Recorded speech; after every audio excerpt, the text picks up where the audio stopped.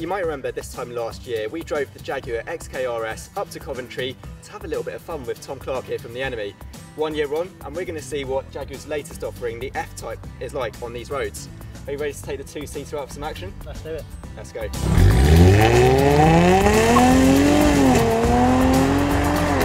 Last year in the XK-RS. Now, I don't know if you remember that, a V8 supercharged engine, bit rear happy.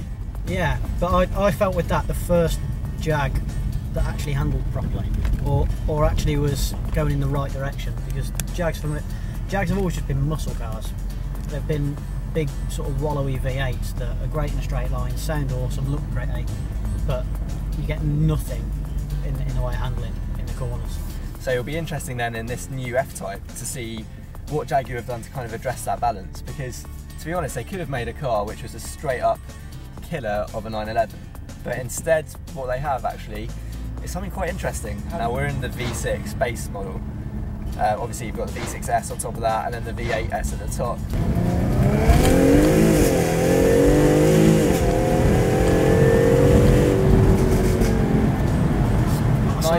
Nice little overrun as well on the top end, but yeah, it makes immense noise. It pops and crackles like old Group B rally stuff, and it's just like, as a petrol head, it's just the sort of stuff that you don't get from a lot of the big German stuff. I guess it's a complete world apart from manufacturers that are now playing fake engine sounds into cabins, which is just stupid. Yeah, and obviously we saw that with the Clio RS, so you can choose loads of different cars, some ridiculous, it's almost like a PlayStation game.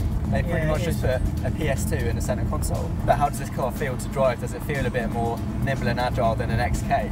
Yeah, it is a world apart from an XK. It's much lighter, much more direct with the steering. And the steering, for electronic steering, is pretty good. Do you think this holds a candle to Boxer, Cayman, or potentially even the 911 when you've got the V8S sitting at the top of the range, both in terms of how it drives, but also in terms of, actually, would I want to buy this over a 911? If I was, with my own money, going to a dealership to buy either the new 991 or one of these, I think there's a lot of people with Porsches, and I think this is a little bit more unique. I like the Jag brand, I always have. I especially like it now they've made a two-seater car, because it really shows they're not just about ferrying fat old men to golf clubs anymore. You know, well, you can't even put your golf clubs in the back anyway, even if you wanted to. You can't actually fit a Ginster sandwich in the back if you want to. I mean, you could have a GT86 and a track car and never have to track your GT86. And there's buttons here that don't do anything.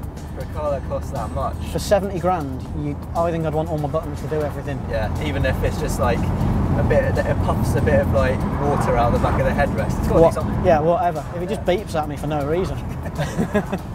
Manual versus auto, and we know most of the high-end sports cars, GT3 RS, no more manual. Yeah. Only auto box. And I don't know, it's one of those things, like we've spoken to the guys at Porsche, and better fuel economy, quicker gear changes, yeah.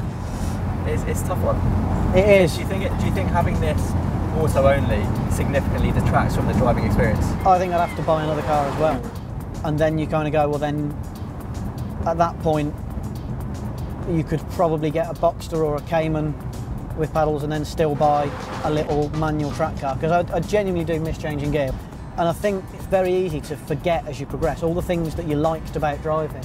Overall, is this a step in the right direction for the brand? For Jag, it is an absolutely brilliant step. To open the bonnet of a Jag and see proper bits of suspension, proper sway arms, and to drive a chassis from Jaguar that is so well balanced when you lean on it in corners, that's never happened before.